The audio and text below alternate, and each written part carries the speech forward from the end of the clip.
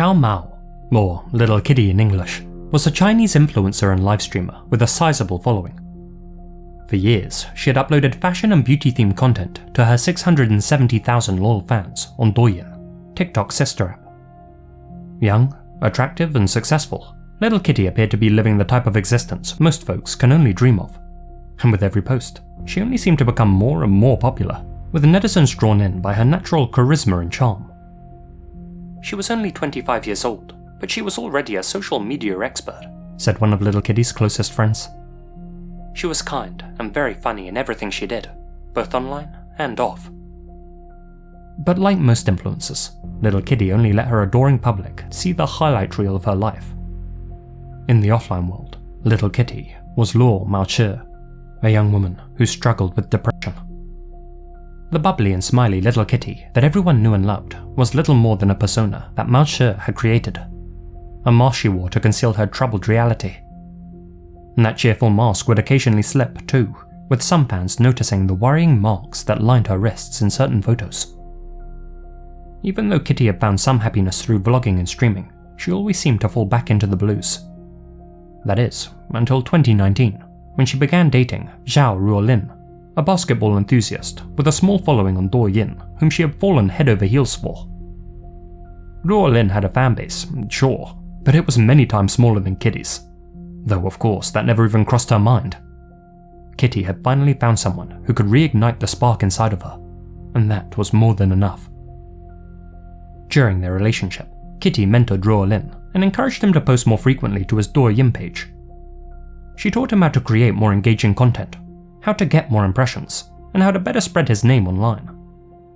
All the while, she continuously promoted his page, sang his praises, and collaborated with him on videos. Over time, Ruolin's online presence grew, until he reached a follower count of over 2 million people, eclipsing even Little Kitty's following. It was around the time that he reached that milestone, in March 2021, that Ruolin took to his social media pages and dropped some staggering bombshells. He revealed to his entire audience that his now ex-girlfriend, Little Kitty, was an unstable wreck. That throughout their relationship, she had manipulated him, threatening to leap from rooftops whenever she didn't get her way. That she would often fake scars on her wrists using makeup for attention and sympathy. That she had cheated on him several times with rich men that she had met online. And, worst of all, that Little Kitty was pregnant, and he feared the child wasn't his. And rather than handle all of this privately, he decided to announce this to the world, telling all of his fans that he couldn't take it anymore, and that he wanted nothing more to do with Little Kitty. As you can imagine, Kitty's social media pages were flooded with negative comments, lambasting her and saying that she should leap from a rooftop and rid the world of her presence. But as we all know, there's more than one side to every story, and now feeling pressured to tell hers, Kitty took to her socials and made public what she had desperately wanted to keep private. According to Kitty, Ruolin had cheated on her numerous times once he started to gain a following, oftentimes directly messaging his fans and inviting them to hook up. Screenshots of some of those conversations have since become public, released by the very targets he tried to seduce. Kitty also showed off close-ups of her scars, which were obviously real, and provided medical records that prove she was receiving treatment for clinical depression. She stated that she had never been unfaithful to Ruolin, that the child most certainly was his, and that she had even asked him to take a paternity test before the birth. Ruolin had refused to do so. As a result, Kitty terminated the pregnancy. Ultimately, although her feelings for Ruolin had always been 100% authentic, she felt that he had simply used her to grow his online presence. Several of Little Kitty's real-world friends spoke out in her defense. None spoke up for Ruolin. Although we may never know for certain which side of this argument was being more truthful, it's worth noting that Kitty was the only one to provide evidence backing up her version of events. She also dealt with the situation with more grace, keeping her posts respectfully worded and only revealing what was necessary to defend herself from Ruolin's accusations. This whole ordeal had a powerful impact on Kitty's state of mind. It didn't help that Ruolin's fanbase continuously tuned into her livestreams just to leave vulgar comments about her appearance and personality, calling her every name under the sun.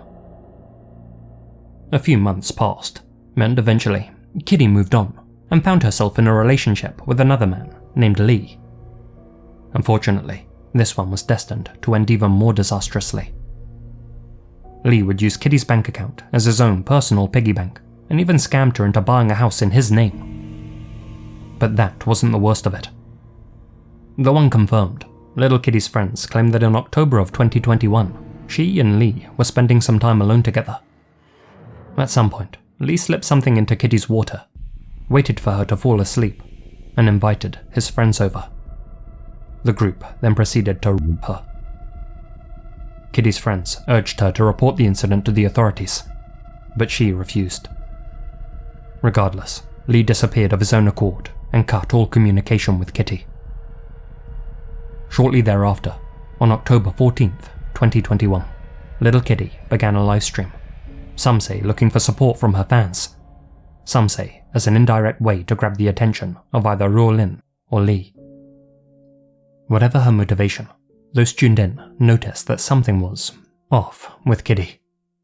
She appeared completely burnt out and exhausted, and rather than being her upbeat, happy self, she instead addressed her audience in a quiet, sullen voice. This will likely be my last video. In my content, I appear happy, but that's all for show. As many of you know, I've been dealing with a lot of stuff recently, and to be honest, I can't take it anymore. The stream continued on, with Kitty half-heartedly interacting with the chat. That is, until she let out an exasperated sigh and muttered, "He's still not here yet." It was at that point that Kitty brought an object into frame, a clear plastic bottle filled with a dark brown liquid. She told her viewers it was filled with a pesticide and that she was going to drink it. At this point, thousands of people were tuned into the stream, and whilst many begged for her to reconsider and get some rest, it's always the negative voices that stand out. And this being the internet, hundreds of people were egging her on, telling her to chug down the liquid and get it over with quickly. "Just go ahead and do it," wrote one viewer. "Stop wasting everyone's time." Some of them may have thought they were being funny. Others perhaps thought that little Kitty was joking and that the bottle was full of cola. Royal fans may have meant what they typed. Kitty read some of those negative comments aloud. They were nothing new. She'd received countless hurtful messages in recent months. But that evening, they didn't fuel her sadness. They fueled her resolve. Appearing the happiest she had all stream, little Kitty raised her bottle, almost as if toasting her viewers, and thanked them all for watching before calmly drinking down the liquid in one go. She held up the near-empty bottle, showed off the last few drips inside, and proclaimed, "Wow, that tasted awful." Shortly thereafter, Kitty's calm demeanour melted away. "Haha, you really did it," wrote one viewer. "Good for you," wrote another. Still on stream, Kitty began drinking glass after glass of water before clutching at her throat and gasping heavily. The livestream then abruptly ended. Many assumed that the stream had just been a stunt, but the following day, they found out that little Kitty wasn't bluffing. Media publications announced that she had passed away after ingesting diluted pesticide. After ending the stream the night prior, Kitty had immediately called 120, China's medical emergency number. She explained her situation, and an ambulance quickly arrived at her home in Shandong. But it was too late. Her insides had already been damaged beyond repair, and she passed while receiving treatment at a local hospital. She was then transported to a funeral home in Jining City. Her family arrived, and she was cremated. Which brings us to ghost marriages, or yin marriages as they're known in the Middle Kingdom, a practice which involves both a bride and a groom, neither of them alive. During a yin marriage, the remains of both the soon-to-be husband and wife, whom, more often than not, were strangers in life, are brought together to be married in a formal ceremony, during which their bodies are buried together. This ceremony is performed for several reasons. Firstly, because superstitious families believe that anyone who passes without a partner is doomed to spend the afterlife alone, and that this can bring bad luck to their still living relatives. And secondly, because families with more traditional values consider it shameful to have an unwed daughter. And thirdly, because some families wish to adhere to certain cultural norms, such as how a younger brother shouldn't marry before their elder brother. So if big brother should pass unexpectedly before he could wed, a yin marriage could solve that issue. It's important to note that yin marriages have been outlawed in China, and I want to stress that the practice is condemned by the vast majority of the population, and not just because neither of the deceased can agree to the wedding. Unfortunately, it's far from unheard of for a family to sell the body of their daughter to be married to another family's dead son. And given China's population imbalance due to their former one-child policy, it is almost exclusively women being sold, often for large sums of money. This is particularly common in Shandong, where there's a thriving black market for female corpses. It's a bigger business than most people realize too, with the average sale price being somewhere between 50,000 to 70,000 yuan, about $7,000 to $10,000. It's so profitable, in fact, that certain entrepreneurs will go around cemeteries and dig up product to sell. As a result, some wealthy families choose to bury their loved ones in concrete coffins fitted with CCTV cameras. That way, they can make sure that their daughter is still resting in peace. Though rare, there have been documented cases of gangs murdering women specifically to sell them as ghost brides. After all, the fresher the bride, the higher the price tag, and in the minds of the most depraved businessmen, it's smarter to just create their own inventory. There are even names for the 3 tiers of brides that can be purchased from such salespeople. The top tier are called fresh ones. Negotiations for a fresh one can begin mere minutes after the bride has passed, or in some cases, while she's still alive, fighting for her life. Then there are wet bodies, those between a few weeks and a few months old. The lowest quality brides are known as dried meat. Unfortunately, when it comes to yin marriages, even human ashes aren't off limits. And being young, beautiful, and unmarried at the time of her end, little kitties could be sold for a hefty sum, especially considering her fresh status. Her parents would never agree to such a sale though. They were modern, well-educated people, not the type of superstitious folk who would subscribe to such a practice. And so, while her loved ones waited outside the crematorium, 3 staff members at her funeral home, surnamed Xiao, Shang, and Lei, secretly filled an urn with powder and stole little Kitty's real ashes. Safe to say, this wasn't their first rodeo.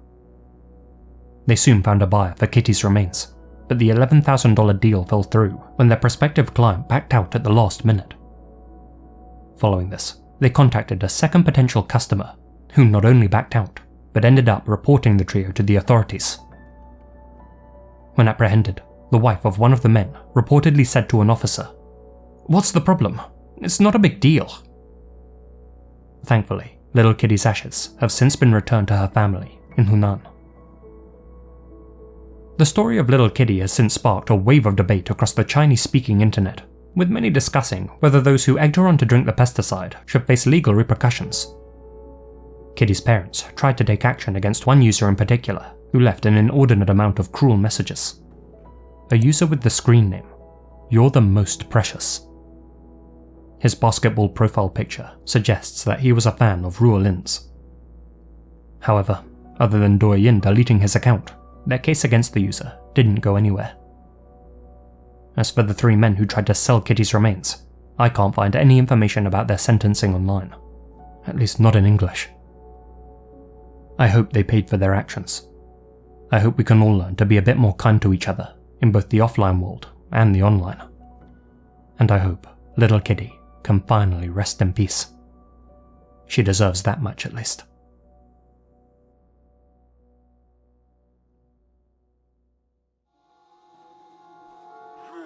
This topic includes images that may disturb some viewers. If you'd like to skip to the next entry, you can do so using the timestamps on the progress bar. Released in 2004 to both critical and commercial success, Half-Life 2 is still considered one of the most influential and groundbreaking games of all time. Developed and published by the legendary Valve Corporation, this second installment in the Half-Life series was originally intended to have a much darker, grittier, and overall more somber tone. Traces of that can still be found in the end product, especially in areas like Ravenhall. But perhaps one of the creepiest things you can encounter in the game is this. Corpse01.mdl. If you're familiar with Source Engine games, you'll most certainly have met this fellow at some point. With regards to Half-Life 2, you'll find many of these models strewn unceremoniously throughout the campaign. They're generally used as props for some eerie environmental storytelling.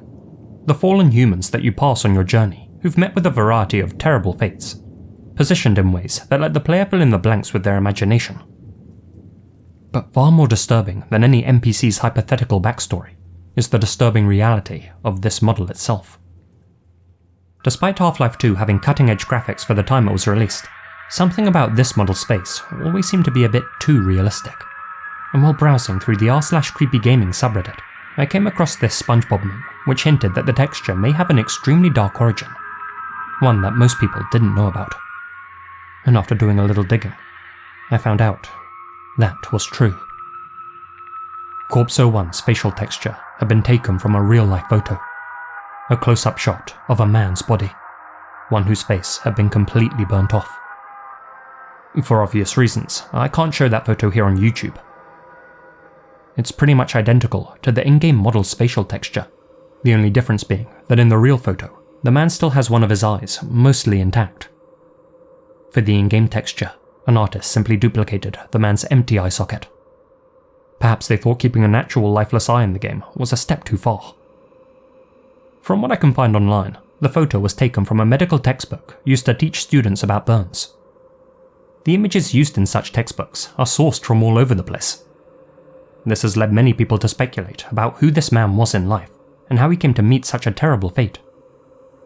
Strangely, despite the man's face being completely burned off, his neck, chest, and even hair remain undamaged. It's hard to think up an explanation for how this man, whoever he was, could have sustained such a wound accidentally. It almost feels like the burning has to have been done to him intentionally, and I've seen many people repeating the same explanation online. That he was the victim of a mafia killing, and that they used a blowtorch to melt his face off and make an example of him. That would explain why his hair is intact. But even though that story keeps getting repeated as if it were fact, there's absolutely no evidence that this man met with foul play, other than the strange condition of his body. Personally, I think there's a more innocent explanation, if innocent is the right word to use. Many people donate their remains to science, and many of those are used to teach med students. I think it's far more likely that a medical practitioner took one of those cadavers and torched the facial area specifically as a teaching example. At least, I hope that's the case. Since the photo's online fingerprint can only be traced back to 2011, that means that some employee at Valve must have scanned a copy of a textbook and imported the texture into the game, possibly without asking permission from the book's publisher, and definitely without asking permission from the deceased or his relatives. Half-Life 2 had a notoriously rushed development cycle, so this may have been done as a time-saving measure. But even if all the right boxes had been ticked, and the image was a royalty-free stock photo, Valve still didn't tell any of their player base about the texture's origin, leaving them to interact with a real body in Half-Life 2, roleplay as him in Gary's mod, and use him in fan projects, most of them ignorant about the texture's less than wholesome backstory. That being said, I suppose it's possible that nobody at Valve even realized the disturbing origin of the texture themselves. That's to say, it may have come in a third-party asset library without its origin being explicitly noted. Off the top of my head, I can't think of many games that feature real photos of dead people. Hong Kong 97, Batman: The Enemy Within, but many others have used morbid references for their models. For instance, several of Bioshock's splicer enemies were based on World War I soldiers who underwent pioneering facial surgeries. Mortal Kombat 11 developers looked at obliterated bodies to design their infamous fatalities, leaving one staff member needing therapy. And as for Valve themselves, their development team on Left 4 Dead 2 would create a nightmare folder full of stomach-churning real images, but found this type of research to be so gratuitous and unnecessary that they didn't make use of any of them in-game, instead basing their zombie designs on things like housing insulation and potato skins. So it seems Valve did learn their lesson in the end, and you can be sure that if Half-Life 3 ever does get announced, this texture will almost certainly not be making a reappearance. Unfortunately, this isn't the only texture in Half-Life 2 based on a real person with a sad backstory. Though not directly ripped from real-life photos, many of the human characters in-game are modelled on actual people, mostly actors, Valve employees and their families, all of whom are credited in-game. All of them, that is, except for the facial reference for Eli Barnes. While searching for inspiration for the character's face, Valve's graphic designer, Randy Linden, passed a homeless man holding a sign saying he was looking for work. Since the man had a, quote, interesting appearance, Randy asked him to come back to the studio and have his face scanned into the game in return for a few bucks. The developers never even took note of the man's name, and he was never credited in any of the games he appeared in. Despite being immortalized in one of the most legendary games of all time, we still don't know who this man is. It makes you wonder whether he's even aware of how well known his face has become. Whoever he is, I hope he's still out there somewhere, and doing okay.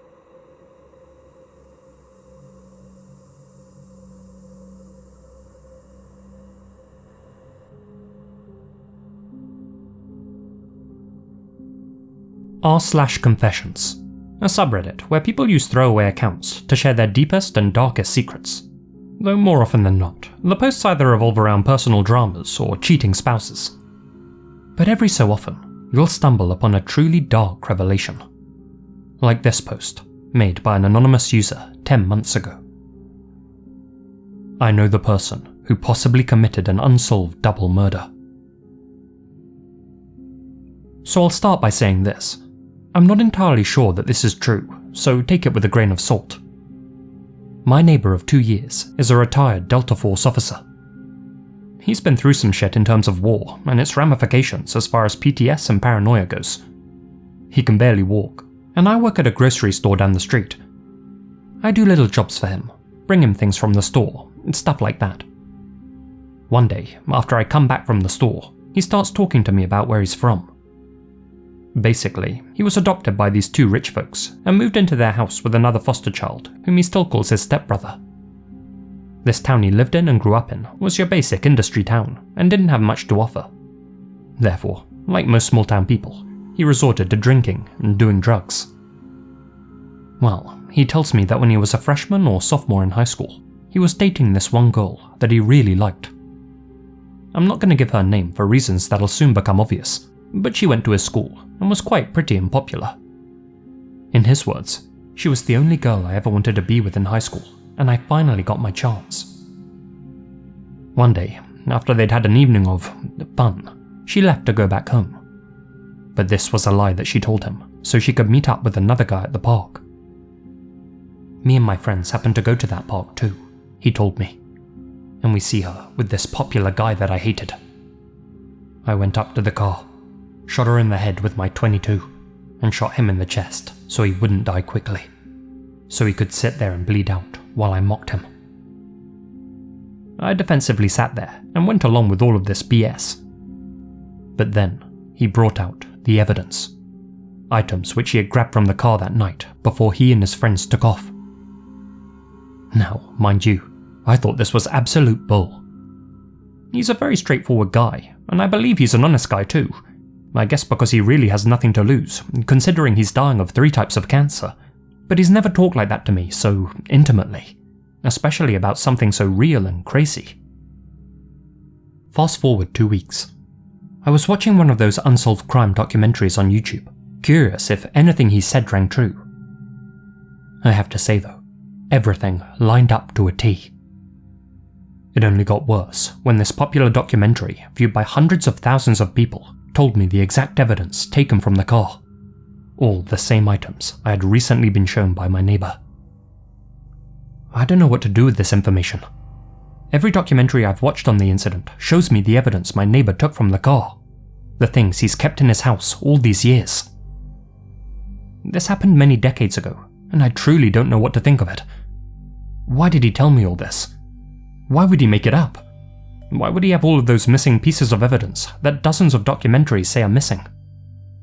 My only thought at this point is for some reason he's obsessed with this case and constructed all of the evidence to make it look real. But honestly, I believe he did it. I think he genuinely told me the truth, because at this point, he has nothing to lose. How do I deal with this? Going to the police won't do anything, and he's always been good to me, paid me a lot of money, and helped me out of bad situations. I'm not going to believe I'm a bad person for holding on to this knowledge, but I genuinely want some feedback on what or how to feel in this kind of situation, when I very well may be the only person holding on to the information that two innocent families have been searching for years. Please don't judge. I just feel weird about hearing this from him. It all lines up so well, but he's always been great to me, and like I said, maybe it's not true, but there are just too many coincidences. Unsurprisingly, the comment section was inundated with questions about the case. What were the names of the victims? Where exactly had the incident taken place? And what was the evidence that the old man was keeping? Since the original poster, OP, was remaining tight-lipped, the good people of Reddit began conducting their own investigation to figure out the full story, and, if true, to bring this old man to justice. If the OP wasn't going to act on the confession, they were. After all, this certainly wouldn't have been the first time that someone had made a dark confession on Reddit that turned out to be true. Perhaps thinking that he shouldn't have opened up this can of worms, OP went on to delete the entire thread, likely in an effort to sweep his neighbour's past under the rug and stop this search effort. An effort which he certainly hadn't anticipated. Still, that didn't stop the most determined web sleuths from carrying on with their detective work. And soon, it became apparent which unsolved case OP's neighbour had been involved in. User PReal420 made a separate post on RBI. Today I stumbled upon a post on r/confessions. The OP had a throwaway, and the post was just deleted less than 15 minutes ago. OP asked if he should turn in his neighbour who had confessed to a double murder. Upon researching the little bits of information he gave, I discovered he was talking about the Westside Park murders that happened in Muncie, Indiana in 1985. I guess I'm asking if that post can be retrieved and traced back to its source. This seems very legit, but could be an elaborate troll. Either way, I believe it's something that should at least be looked into. The Westside Park slayings. In September of 1985, Kimberly Dowell and Ethan Dixon were both slain in Muncie, Indiana, in the exact same fashion described by OP in his post. They were both found lifeless inside Ethan's Volkswagen Rabbit hatchback, with the engine still running. Several items had reportedly been taken from the scene. Witnesses reported seeing 3 individuals leaving the park at around the time of the incident, and this sketch of a possible suspect was released to the public. Despite a thorough investigation though, the case unfortunately went cold. Other Reddit users began to comment under PReal's post, stating that they had contacted law enforcement in Muncie and brought the confession to their attention. PReal himself even contacted the FBI. Unfortunately, they still haven't heard back from them. As such, the authenticity of OOP's post remains uncertain. Given the vagueness of the original post, it is completely possible that this was all just a tasteless hoax. But it's also completely possible that said vagueness was strategic, and that this was a genuine confession. After all, the real perp has to have been someone's neighbour. Why not OP's? Until we hear back from law enforcement, or some new developments arise, all we can do is wait for an update online, and speculate.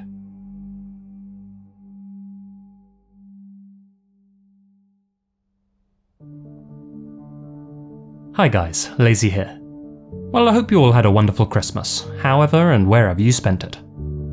A huge thank you to my supporters here on YouTube and over on Patreon. George Lopez, Holly Lyons, ModestBulbasaur, SmilinJack, Alana Pons, asiamina, Azrael Warakai, Chief Cochuaque, Colin Monsma, Connor Louthan, Wewzow, Farewelltattoosjaxfl, Gina Valera, Hamish, Biluck, Infamous Sempapi, Jordan Pree, Monica Mendoza, Peter Lulgjuraj, TNS Mum, Ellen Dolloff, Itai Alon, Nefus 1988, and Lydia Ciummo. Thank you so much for your continued support.